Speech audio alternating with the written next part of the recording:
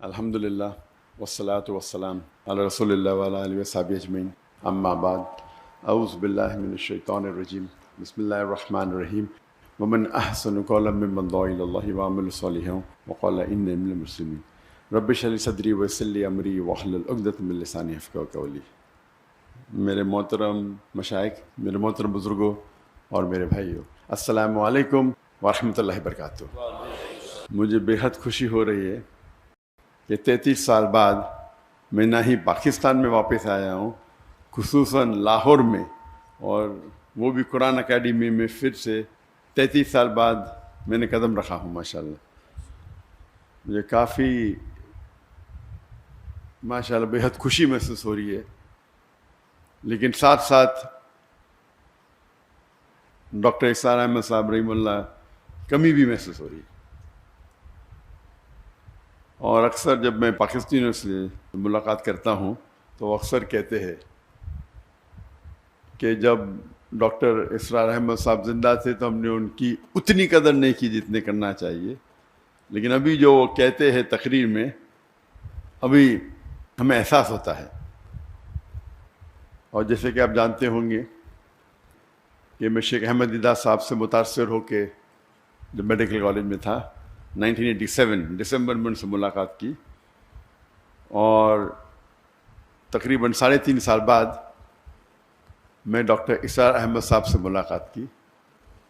یہ دونوں شخص تھے جو مجھے متاثر کیے، اور ان کے وجہ سے میں ڈاکٹر آف باڈی سے ڈاکٹر آف سول بنا، جسم کے ڈاکٹر سے روح کا ڈاکٹر۔ جب دیدہ صاحب سے متاثر ہوا میں تو اس کے بعد میں اسلامک ویڈیو کیسٹس باقر جتنے باقی مقررین تھے ان کی سننے لگا، اور اکثر انگریزی میں سنتا تھا۔ واحد اردو تقریر اگر سنتا تھا تو ڈاکٹر اسرار احمد صاحب، کیونکہ مجھے شوق تھا ویڈیو کیسٹ کلیکٹ کرنے کا۔ تو جب میں امریکہ گیا تھا اور باقی دیگر ممالک، تو وہاں مجھے ڈاکٹر صاحب کی کیسٹ ملے، اور اس کے بعد اگر میں اردو میں میرے لحاظ سے ان کے علاوہ میں کسی اور کی ویڈیو کیسٹ نہیں دیکھا۔ میں تھوڑا چند منٹ ہو سکتا ہے۔ ڈاکٹر اسرار احمد صاحب کی اردو فصیح تھی، لیکن پھر بھی دل کو چھوتی تھی، اور میرا شوق رہا جب میں دیدہ صاحب سے متاثر ہوا، ایک شوق تھا کہ جتنے بھی علماء ہیں ان سے ملاقات کروں۔ تو شوق نے مجھے 1951 میں پاکستان لے گیا، اور 1991 میں قرآن اکیڈمی آیا اور ڈاکٹر اسرار احمد صاحب سے ملا۔ اور جب انہوں نے مجھے پوچھا بیٹا آپ پاکستان کیوں آئے، تو میں نے کہا کہ یہاں اسلامک ادارے ہے، آپ سے ملنے آیا اور اسلامک ادارے کو دیکھنے کے لیے آیا۔ تو انہوں نے کہا پاکستان میں ادارے تو بہت ملیں گے لیکن اسلام نہیں ملے گا۔ تقریر کے پہلے کہنا چاہتا ہوں کہ آپ جانتے ہیں کہ میری تعلیم انگریزی میں ہوئی ہے، تو اور اردو پہ مہارت نہیں ہے، تو ظاہر ہے کہ اگر اس میں کچھ غلطیاں ہوں گی تو اسے آپ نظر انداز کیجیے۔ اور خصوصاً آپ ڈاکٹر اسرار احمد صاحب رحمہ اللہ کو سنتے ہیں تو میری اردو تو ایک دم اپوزٹ، ایکسٹریم۔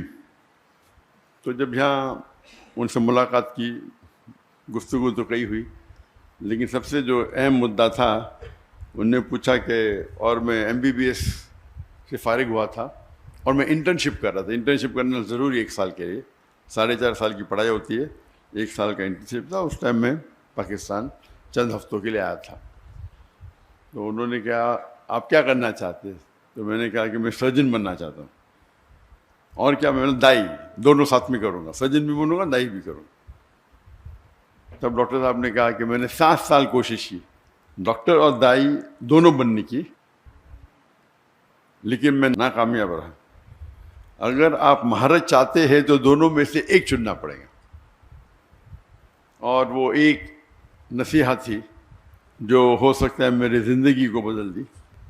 اور جب میں واپس گیا، جب میں والدین سے کہا، پہلے ارادہ تھا کہ جب میں ماسٹرز کروں گا سرجری میں تو ہفتے میں آدھا دن چھٹی ملتی ہے، 24 آپ کو ہاسپٹل میں رہنا چاہیے. جب آدھا دن چھٹی ملیں گی اس ٹائم 2 گھنٹہ میں دعوتی کام کروں گا. ہم نے ادارہ قائم کیا تھا اسلامک ریسرچ فاؤنڈیشن 1951 میں، 1991 میں. تو میرا تصور تھا کہ ہفتے میں 2 گھنٹہ دوں گا ادارے کے لیے، باقی ٹائم میڈیکل کے لیے. والدین نے کہا نو پرابلم.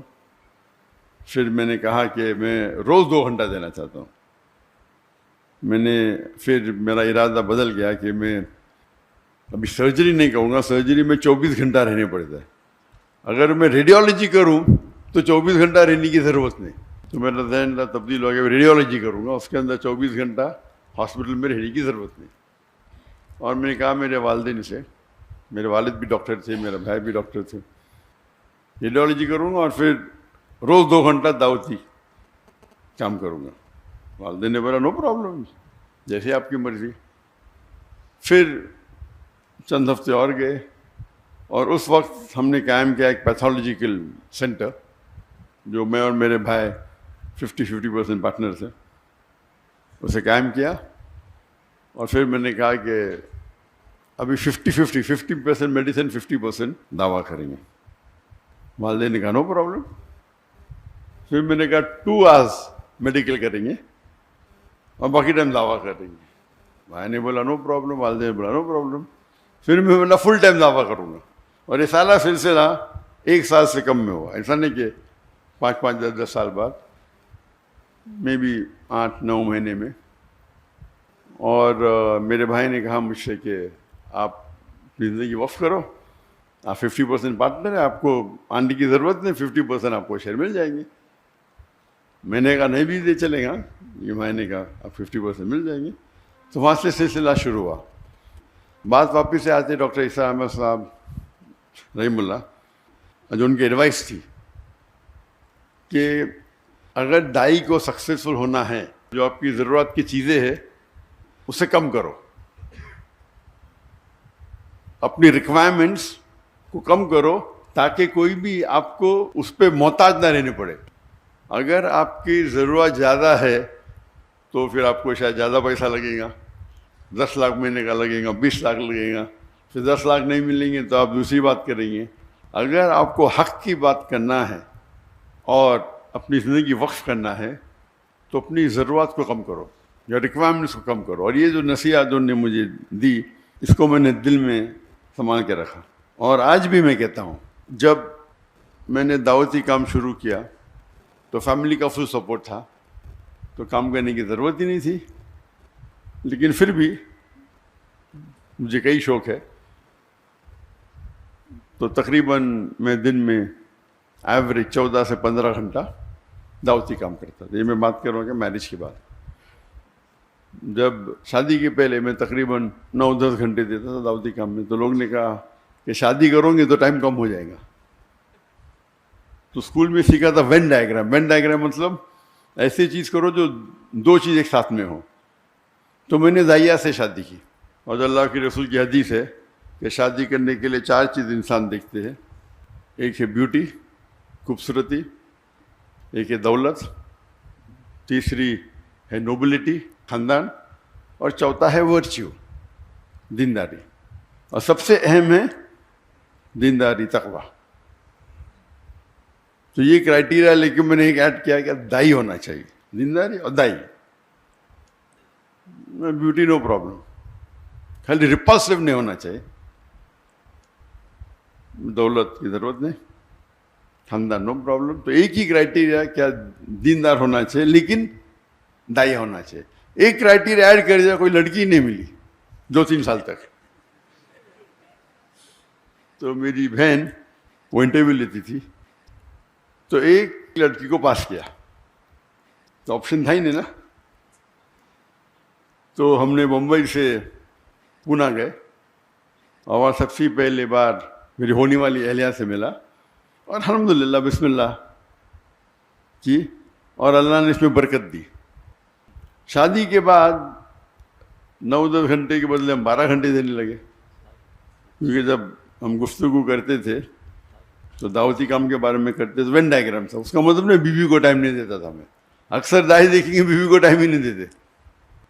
تو عام لوگ جو بیوی کو ٹائم دیتے اس سے میں کئی زیادہ دیتا تھا، کئی زیادہ. اور عام لوگ جو اپنے پیشے میں کام دیتے 8 گھنٹہ 9 گھنٹہ، تو میں دیتا تھا 13-14 گھنٹے، 1.5 گنا. لوگ نے بولے بچے پیدا ہوئیں گے تو آپ کو پتہ چل جائے گا، بچے پیدا ہوئیں گے تو پھر آپ ٹائم کم دیں گے. جب بچے پیدا ہوئے، جب میری بیوی کے شادی کرنے کے بعد ہم نے شروع کی ladies wing, Islamic trust foundation کی لیڈیز ونگ، اور وہ بن گئی اس کی صدر، لیڈیز ونگ کی صدر، اور ادارے کو آگے بڑھائے. بچے پیدا ہوئے تو ہم نے اسکول شروع کیا، اسلامک انٹرنیشنل اسکول.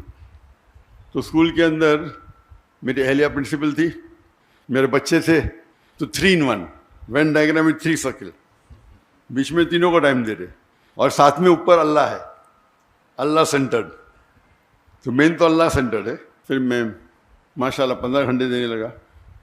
ہم جب جاتے ہیں کبھی ابھی دعوتی پروگرام پہ، ابھی تو میرے بچوں کی شادی ہو گئی، لیکن اس کے پہلے جب جاتے تھے 5 جاتے تھے، میں اور میرا بیٹا عام پبلک میں خطاب کرتے، میری اہلیہ اور میرے دونوں بیٹیاں کرتے تھے، خصوصاً خواتین میں.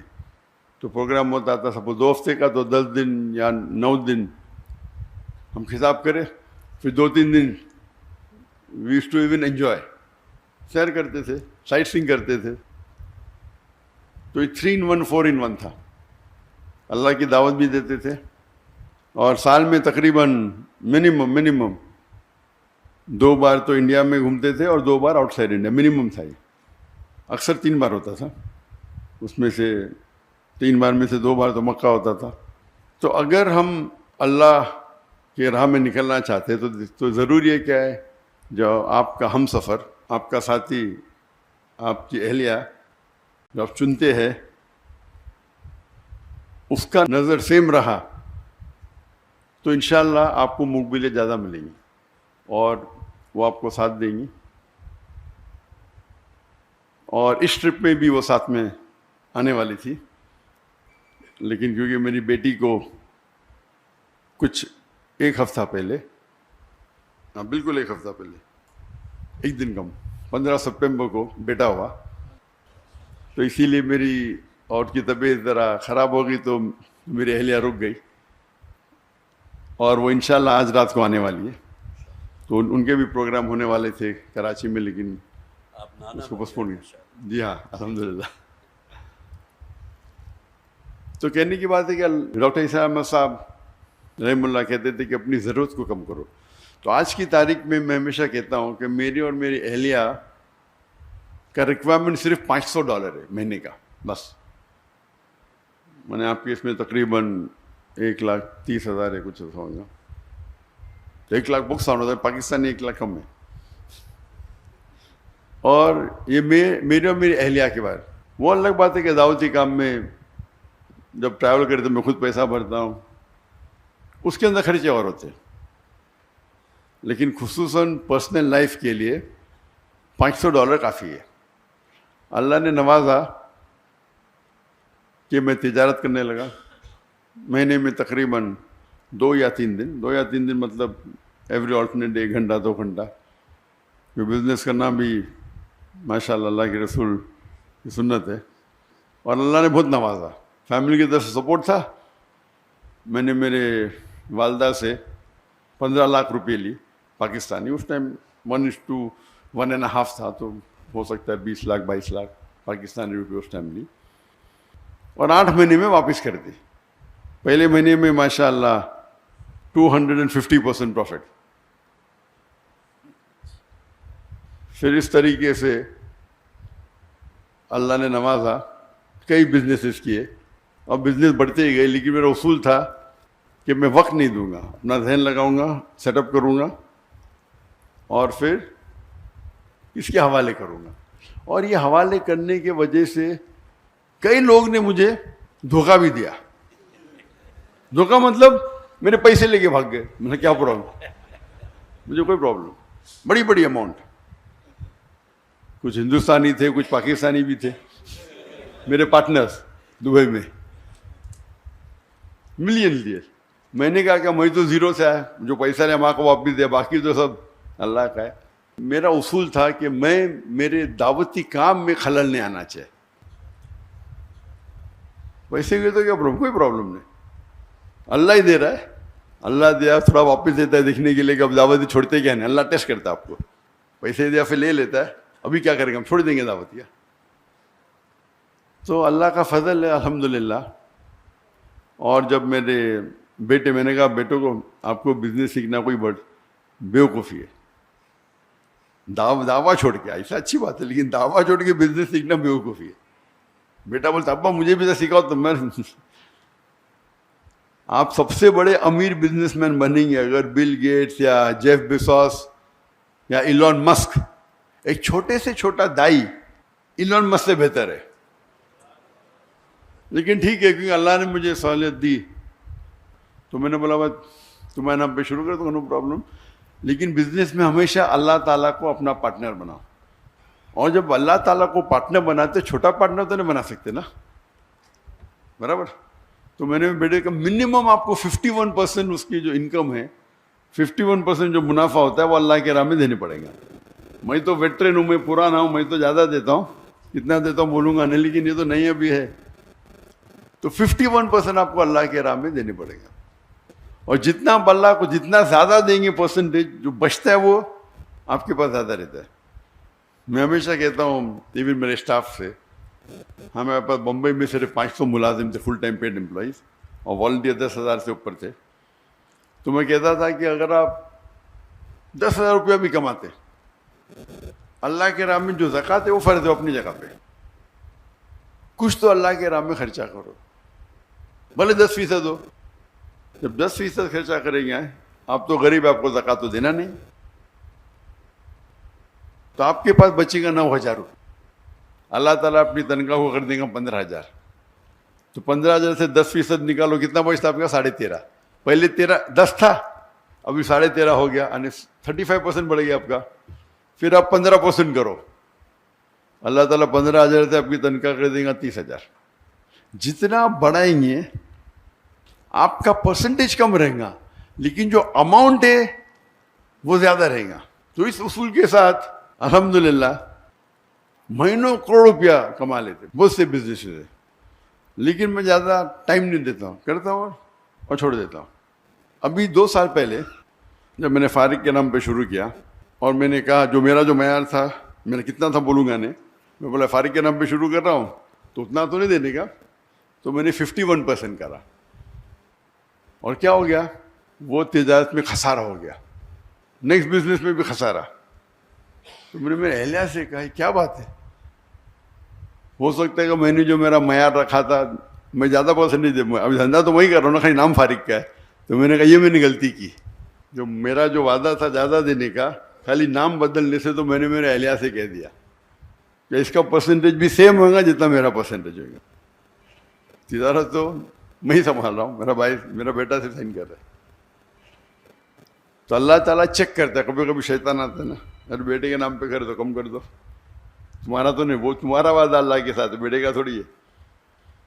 تو اگر اللہ کے راہ میں آپ خرچ کریں گے، جس طریقے سے ڈاکٹر اسامہ صاحب کہتے تھے اللہ کے بینک میں ڈالو، جب چاہے واپس لے سکتے ہیں آپ. سب سے بہتر آپ اگر کس کو لون دے سکتے ہیں، جو اللہ تعالیٰ فرماتے ہیں کہ کون ہے جو اللہ کو قرض دے سکتا ہے. کیا اللہ کو قرض کی ضرورت ہے؟ بالکل نہیں. یعنی اللہ تعالیٰ جس طریقے سے ڈاکٹر صاحب کہتے تھے کہ اگر والد اپنے بیٹے کو کچھ پیسے دیتا ہے ₹1,00,000 اور پھر پوچھتا ہے کہ 5,000 دو، وہ چیک کر رہا ہے دیں گے کیا نہیں. اسی طریقے سے اللہ تعالیٰ فرماتے کیا کون ہے وہ جو اللہ کو لون دیں گا اور اللہ اس کو ملٹیپلائی کریں گے. اللہ تعالیٰ فرماتے سورہ بقرہ میں سورہ 2 آیت نمبر 261، آپ اگر ایک دانہ اللہ کو دیں گے، اللہ تعالیٰ 7 بوٹی دیں گا، ہر بوٹی پہ 100 دانے، یعنی 700 گنا. بزنس ٹرمنالوجی میں 70,000%. کون سے دھندے میں آپ کو 70,000% ملے گا؟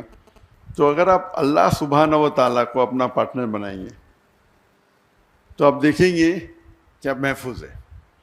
وہ فرض تو 2.5% ہے، لیکن زیادہ دینا تو حرام نہیں نا، افضل یہ، تو جتنا آپ زیادہ دیں گے اتنا کم ہے. یہ اللہ پہ توقع ہے. اور الحمدللہ جیسے میں جب ڈاکٹر صاحب سے ملا، میں نے شروع میں سوچا تھا کہ میڈیکل ڈاکٹر سب سے بہترین پروفیشن ہے. جس طریقے سے ڈاکٹر اقتدار احمد صاحب رحمہ اللہ سوچتے تھے کہ ڈاکٹر سب سے بہترین پروفیشن ہے انسانوں کا علاج کرنا، ان نے ڈاکٹری چنا تھا نہ کہ پیسے کمانے کے لیے. اسی طریقے سے میں نے بھی چنا تھا. جب قرآن مجید کو پڑھا، اللہ تعالیٰ فرماتے جس آیت کو میں نے شروع میں تلاوت کی، سورہ فصیلت چیپٹر 41 ورس 34، ومن احسن قولا ممن دعا الی اللہ وعمل صالحا قال انی من المسلمین، کہ کون شخص ہے بہتر شخص ہے لوگوں کو اللہ کی طرف بلاتا ہے، اچھے اعمال کرتا ہے اور کہتا ہے کہ میں مسلم ہوں. تو سب سے بہترین جو پروفیشن ہے وہ دائی کا. تو اسی لیے میں نے ڈاکٹری چھوڑ کے دائی بنا، اور اللہ سے امید رکھتا ہوں کہ جو بھی کچھ ہم تھوڑا کام کر رہے، جو ہمبل ایفرٹس ہمارے ہیں، وہ اللہ تعالیٰ قبول فرمائے. اللہ سے دعا کرتا ہوں کہ ہم سب کو انشاءاللہ آخرت میں جنت میں اٹھائے. وآخرت دعوانا الحمد رب العالمین. السلام علیکم ورحمۃ اللہ وبرکاتہ. جو حضرات بھی یہاں تشریف لائے ہیں، کافی انہوں نے انتظار بھی کیا، پروگرام میں بھی کچھ تھوڑی سی تبدیلی ہوئی، لیکن آپ حضرات کی محبت. ذرا تشریف رکھیے، ابھی کوئی کسی قسم کی ہلچل نہیں ہونی چاہیے، بیٹھے رہیں. تو دل کی گہرائیوں سے میں ڈاکٹر ذاکر صاحب کا انتہائی مشکور ہوں. بلکہ ایک صاحب سے گفتگو ہو رہی تھی تو میں نے ان سے یہ کہا کہ ڈاکٹر صاحب دوسرے لوگوں کی دعوت پر ان کے ہاں تشریف لے گئے، جبکہ یہاں ہمارے ساتھ معاملہ یہ تھا کہ خود ڈاکٹر صاحب کی اپنی خواہش تھی کہ قرآن اکیڈمی آئیں گے. تو میں سمجھتا ہوں اس حوالے سے جو حضرات بھی یہاں موجود ہیں بہت خوش قسمت ہیں. کم سے کم ایک ملاقات اور ایک اس ایسی بابرکت محفل میں کہ جس میں آپ نے بہرحال جو انتظار کیا وہ بھی اللہ کے ہاں یقیناً ماجور ہیں آپ حضرات. تو بہت ہی میں شکریہ ادا کرتا ہوں. اور وقت کی ایسی جسے آپ کہیے کہ وہ ٹائٹ ہے کہ اب آگے ڈاکٹر صاحب کو کہیں اور بھی پہنچنا ہے، تو آپ حضرات سے میں بس اس سے زیادہ اور کچھ نہیں کہتا. اللہ تعالیٰ آپ حضرات کا آنا بھی اپنی بارگاہ میں قبول فرمائے، اور بہت ہی دعائیں ہیں محترم ڈاکٹر صاحب کے لیے بھی، اور ان کے کام میں اللہ تعالیٰ برکت عطا فرمائے.